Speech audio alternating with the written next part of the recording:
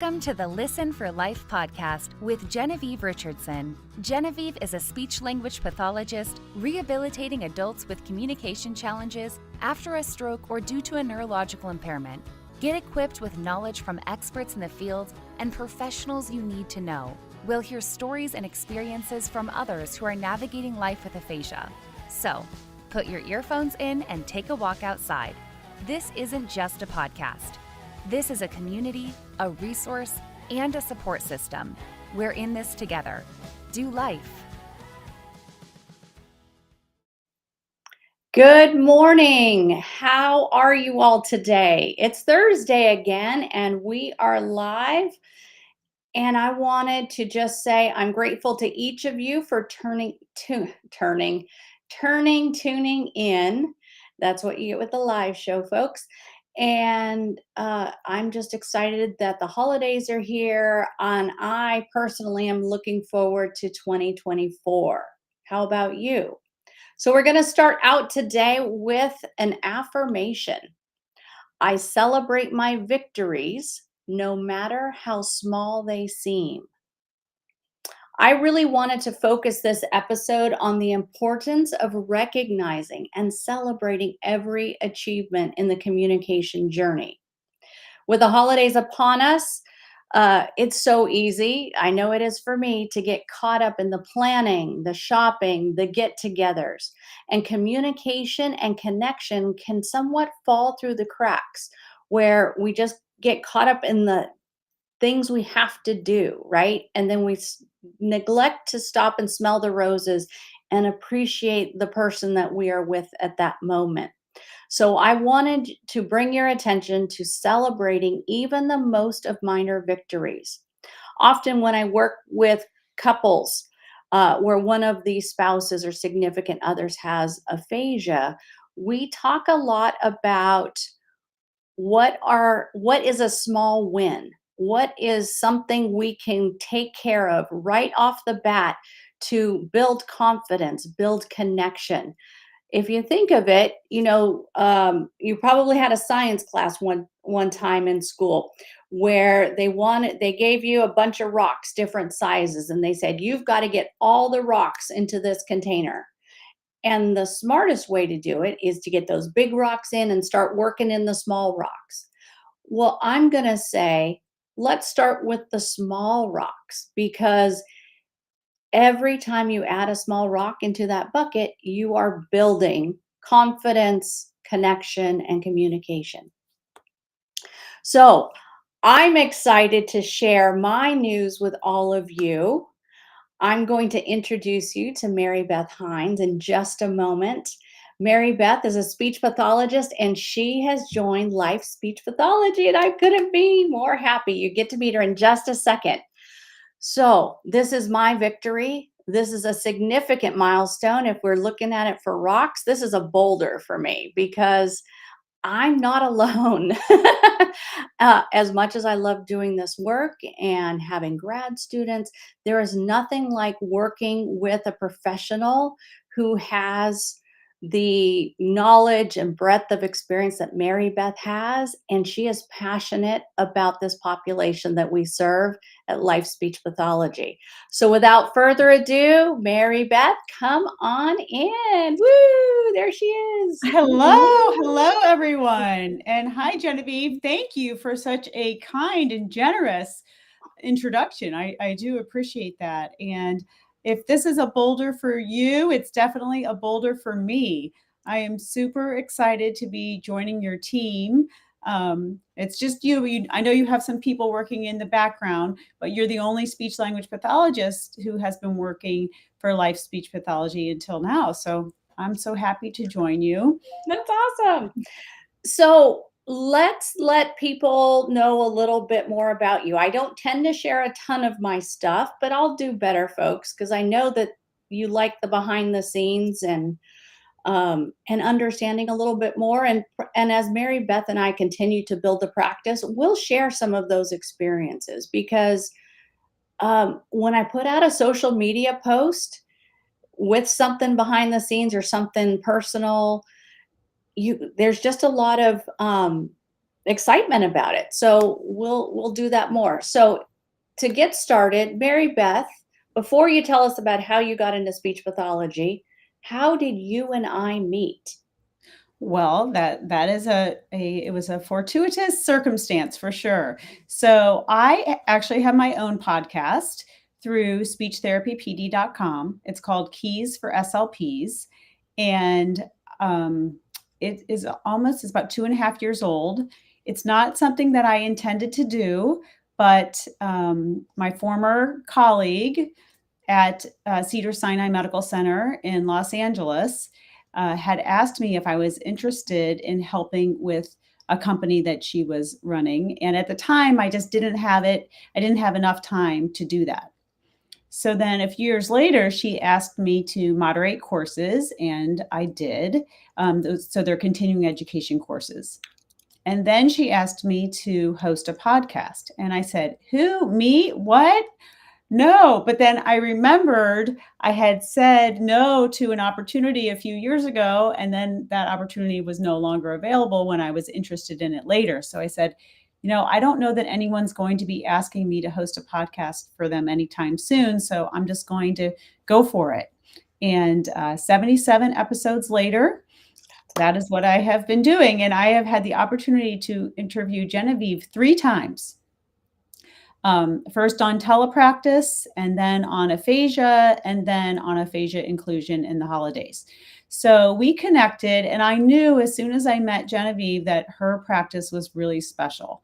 And I was doing something else at the time and said, down the line, I'd like to see about working with you. So here we are 2.5 years later, and I have joined her practice. But that's how we first met. We also realized that we had a lot of different connections. And one was we went to the same graduate school. We did.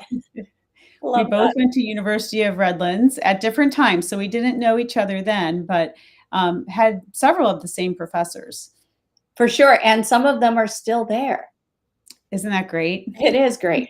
That shows how great of a program it is to retain so many top professionals for so long. It is. And, one of the reasons why I liked Redlands so much was that it was a small, really tailored graduate program. And there was a great connection between the professors and the students, a really collaborative approach. And I think that's one of the reasons why we have connected so much, because we really do like to collaborate.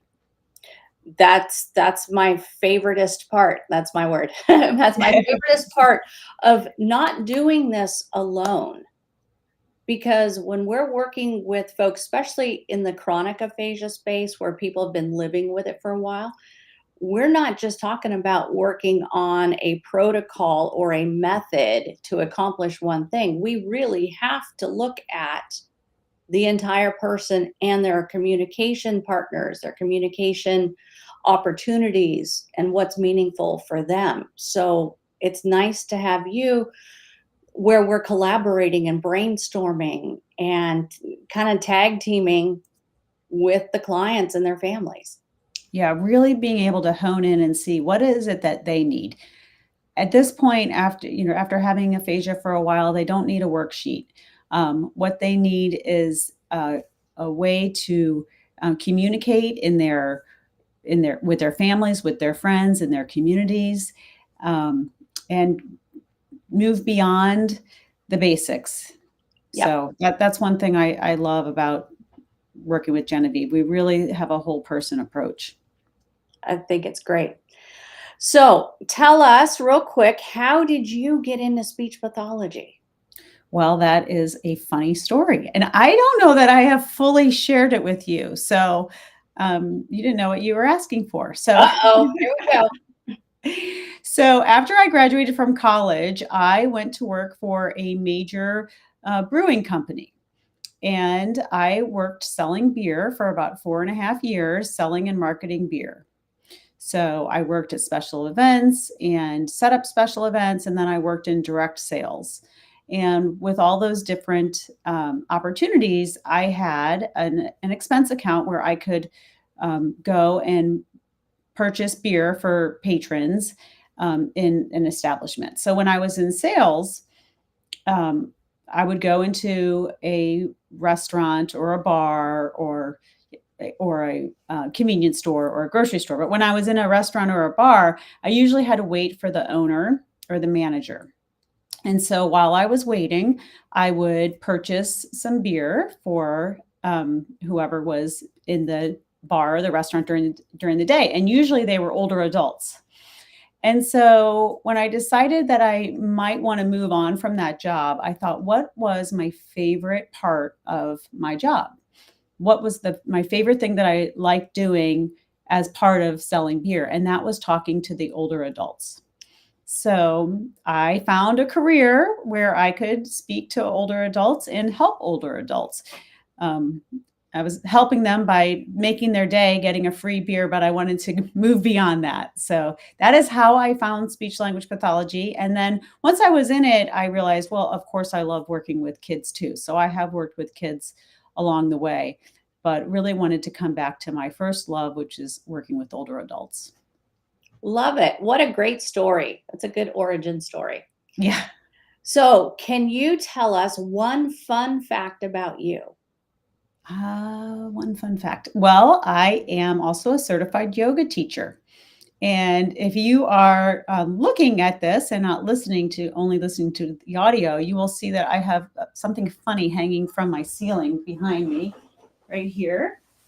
And that is a yoga hammock. And I like to hang upside down in my yoga hammock to relieve stress. Wow.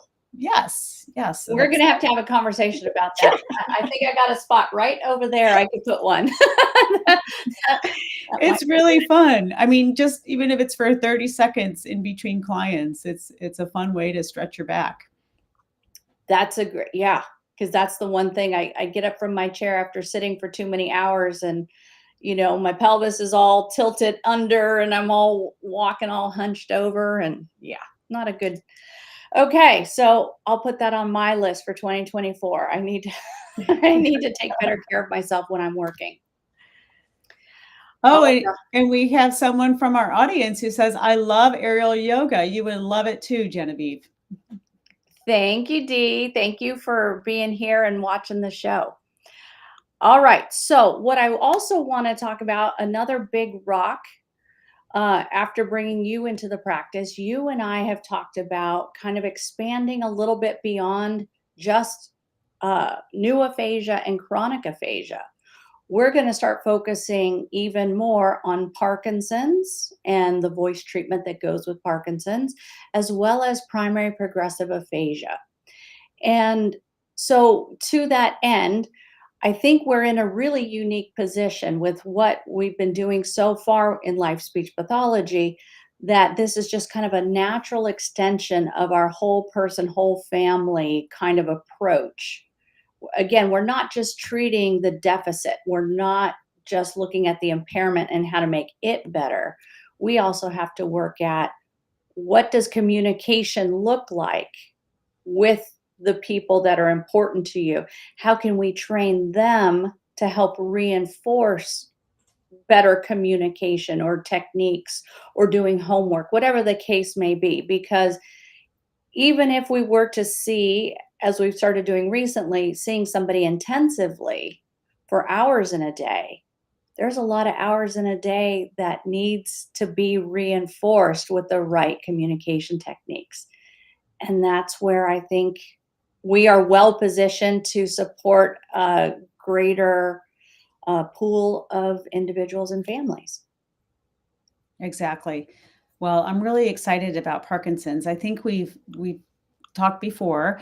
I have a certification from LSVT Loud, which specializes in Parkinson's. It was originally started just with Parkinson's, but that program has been expanded to other populations as well. And then this past year, I also have a certification for, or actually it's not technically a certification. I have a license to work with individuals using the Speak Out program. Mm-hmm. So, and there are nuances. They're both programs that work with people with Parkinson's, and they both have advantages. They're just done a little bit differently. But I'm really excited to work with patients through telepractice, because it's such a great opportunity to really hone in on communication skills and voice for those with Parkinson's.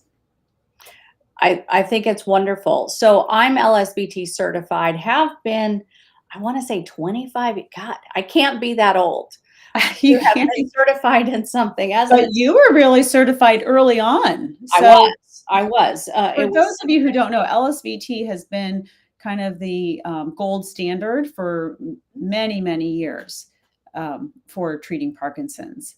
And it was, but I think it's about 30 years old, right? I might I have want wrong to say numbers. it's something like that. Yeah. So you got in on at the beginning. Yeah, it was fat, and it's been fascinating to see how the program has grown and the research that backs it up. And then my plan in 2024, because I didn't need one more continuing education unit this year, I'm all filled up. I'll be getting my Speak Out certification or licensure in the new year. So we'll really be able to tailor treatment for what the individual needs. hmm And Speak Out offers a lot of resources that can be shared through telepractice. So Love that. they're both great resources and programs, and we're excited to share them with the Parkinson's population. So let's take a little segue. And now that you've been hanging out with me for some time now, give us your impression of telepractice. I love telepractice.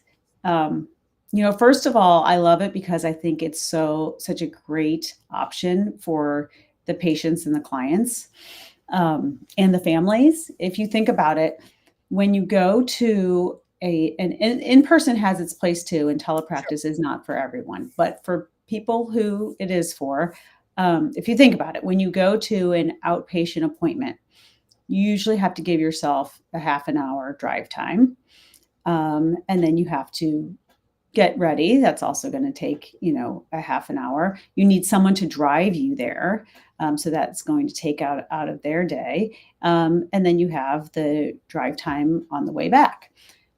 So with telepractice, just from a practical standpoint, you can have speech therapy in your pajamas if you wanted to. There's no downtime getting ready and driving to the actual appointment.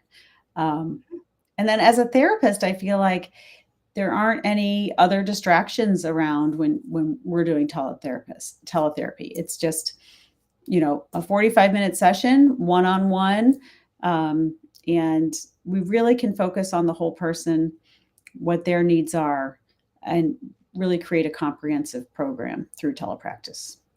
Bring in extended family, friends. We're actually doing that later today, where Mary Beth and I are co-treating with a client, and 3 of her best friends are Zooming in with us so that we can do communication partner training.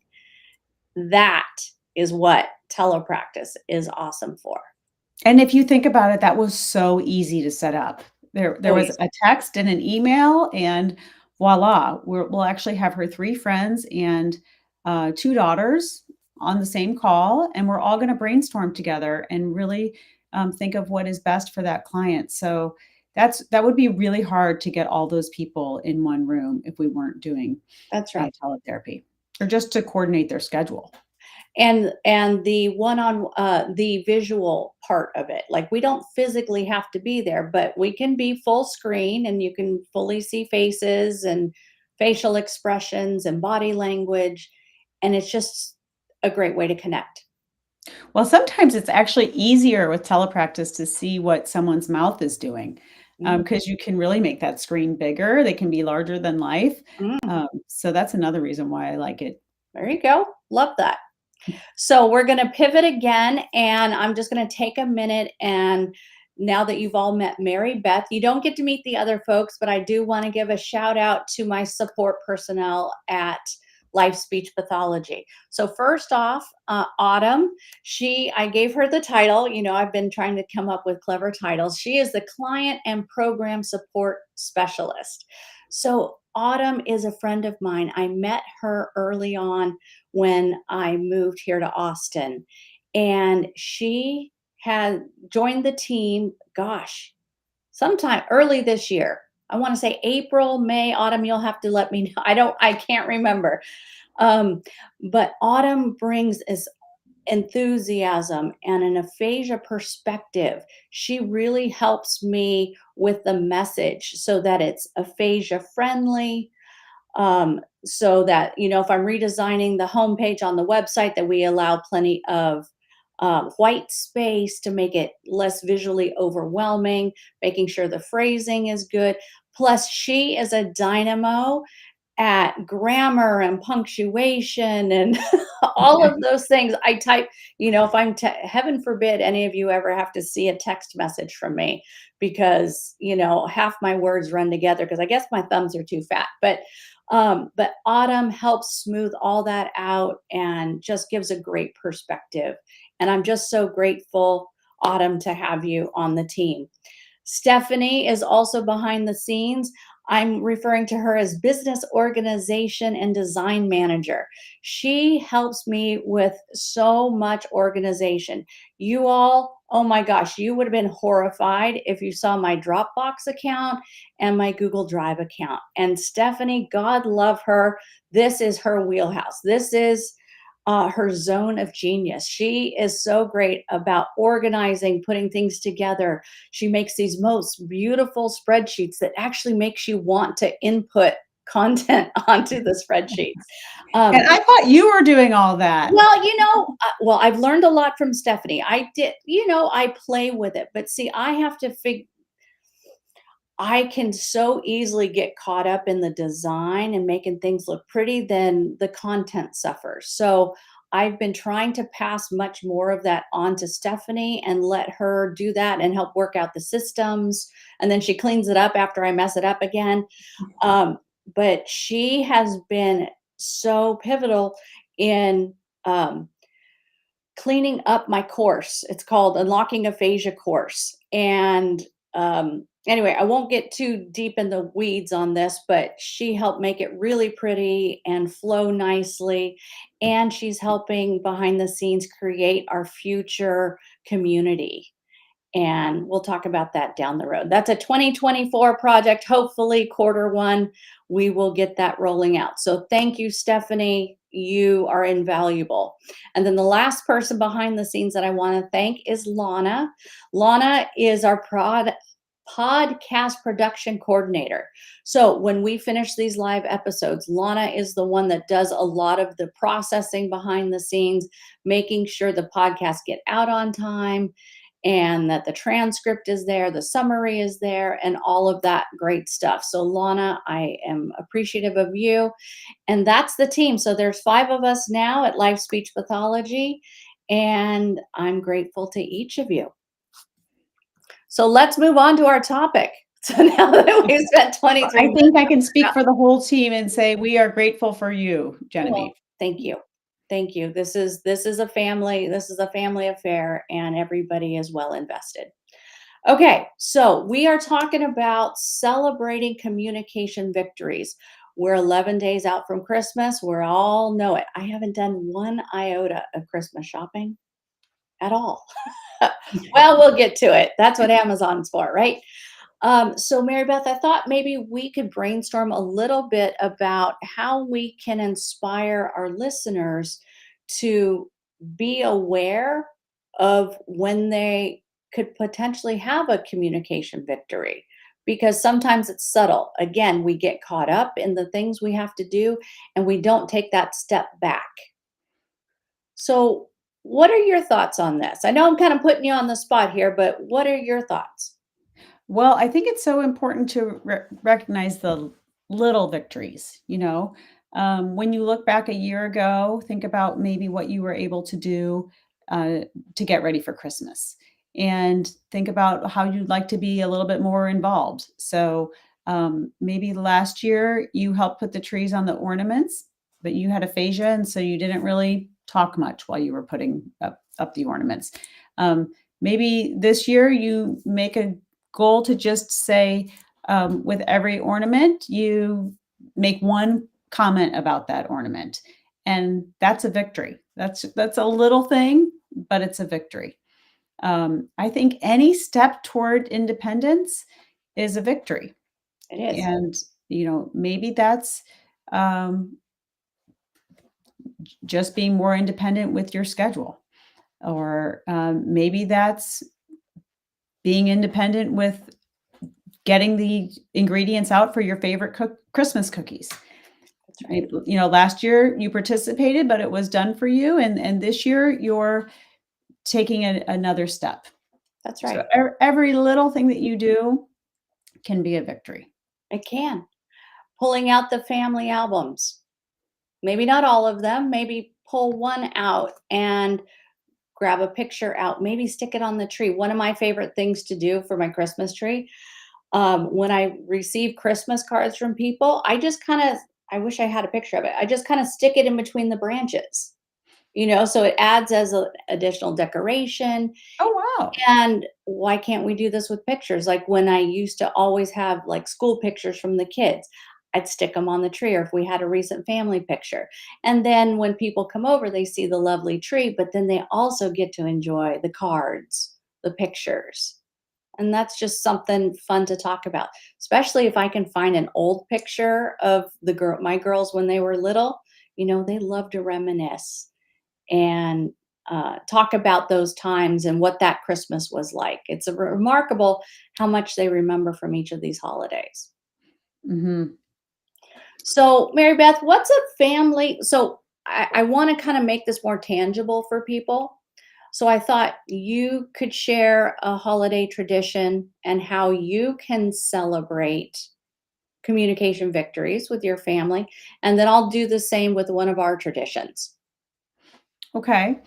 Well, we have a little tradition that we started several years ago where we go to the mall together, and which is something that we never usually do. So it's kind of funny. I just a little explanation. I have 5 children, and so with my husband and me, that makes 7, and they're between 15 and 22 years old.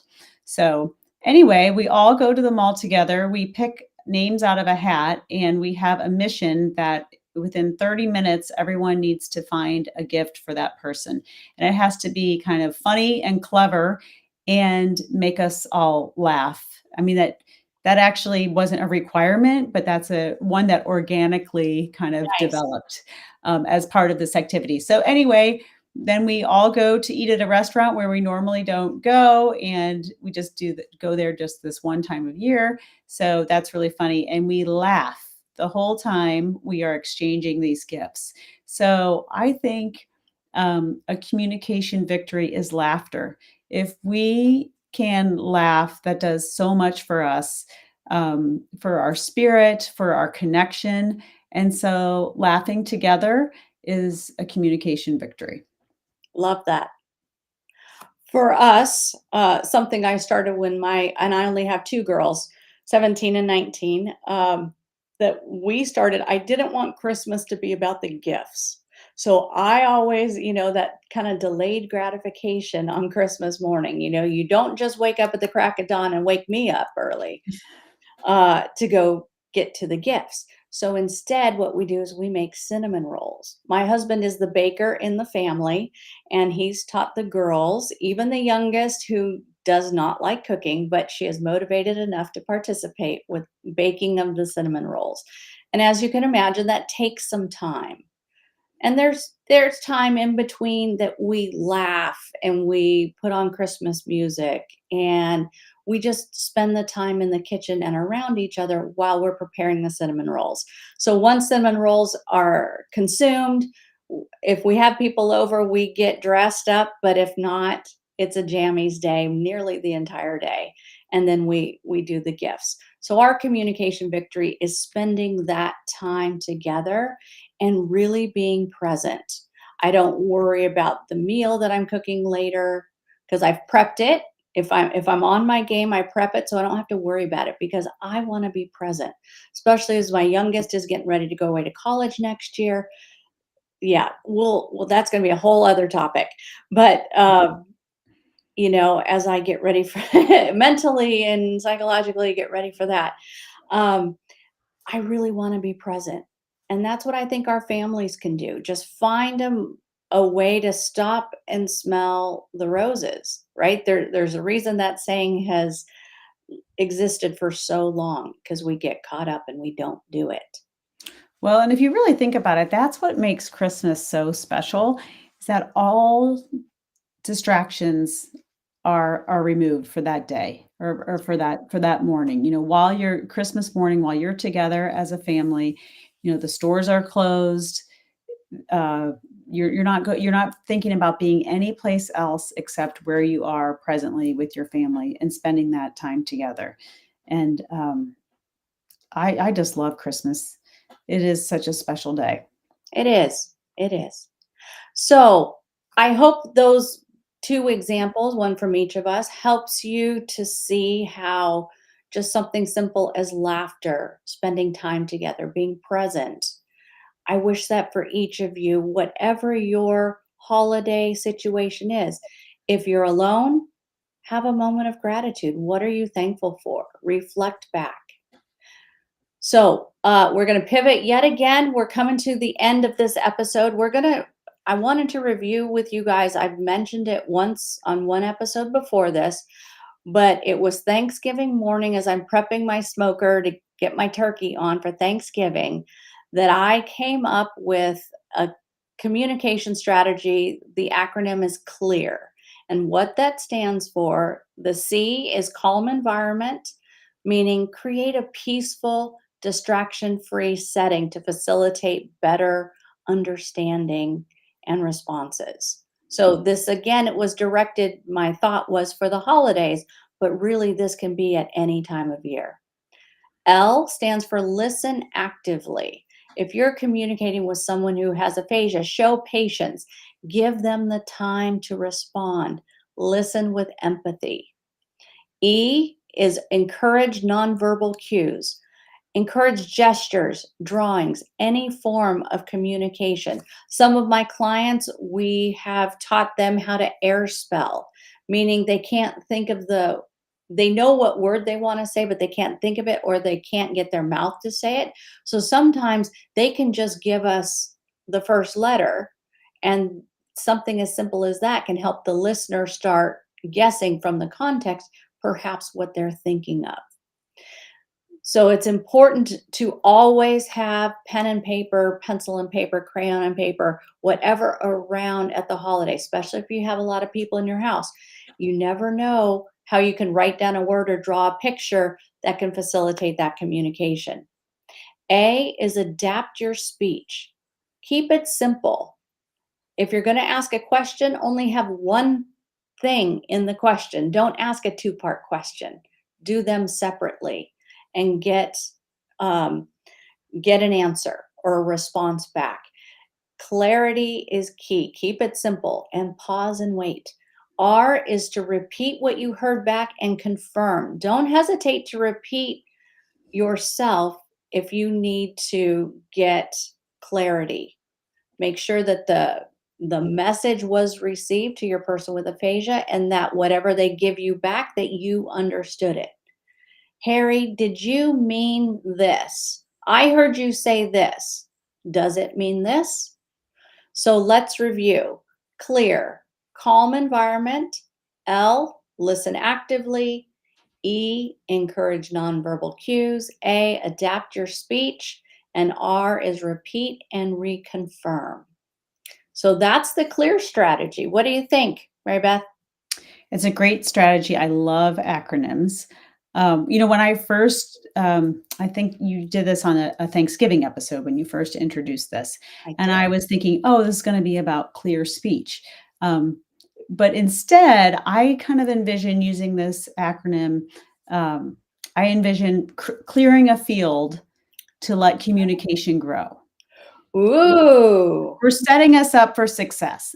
This clear strategy sets that person up with aphasia for success, because sometimes, especially in a party or a big group situation, it's really hard for that person with aphasia to communicate. And if we just use this clear strategy, we're setting them up for success. Awesome. Thank you for that. Oh, So we're going to wrap up, folks. 11 days to go. I hope you get your shopping done and your plans made, and you know who's coming to the house and who's not, and what your holiday day is going to look like. Or maybe you're just going to have a lovely, peaceful, quiet day, whatever the case may be. But I wanted to bring your attention one more time to a free download I have for you. It's called Aphasia Conversation Pieces. This is something Mary Beth and some of my other staff helped me create uh, as a way to help educate people that might be coming to your home about aphasia. So it's 4 pages. Each one of them is a standalone page, how I envision it and how I've gotten great feedback from those who have it. They put one on the fridge, one on a coffee table, one somewhere else, and then the last one, the one that they like the most, on the bathroom mirror. The bathroom that people are going to be using that are coming to your house. Because the idea is to educate a little bit about aphasia, but more importantly, communication strategies. Because what we know, being clinicians in this space, is people with aphasia become isolated because people don't know how to communicate with them. They feel that the people, the friends, the family, they don't know what to say. They don't want to feel bad for the person. They don't want to show pity, but then they don't know what to say either. So these conversation pieces can help give some guidance, some clarity how to do that.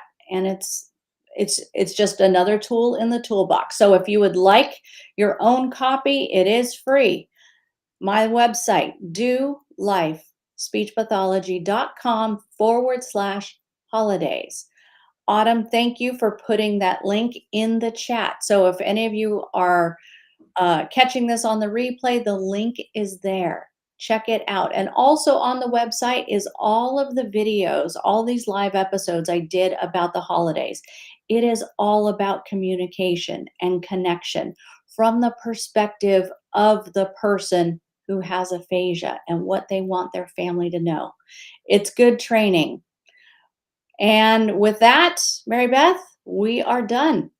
All right. That's another little victory we can celebrate, right? Woohoo! Well, let's I'm gonna have to start my own jar. Okay, everybody, have a wonderful week, and we'll see you all next time. And we are out. Bye, Mary Beth. See you next Hi. week. Thank you, Genevieve. Thank you, everyone. Bye, everyone.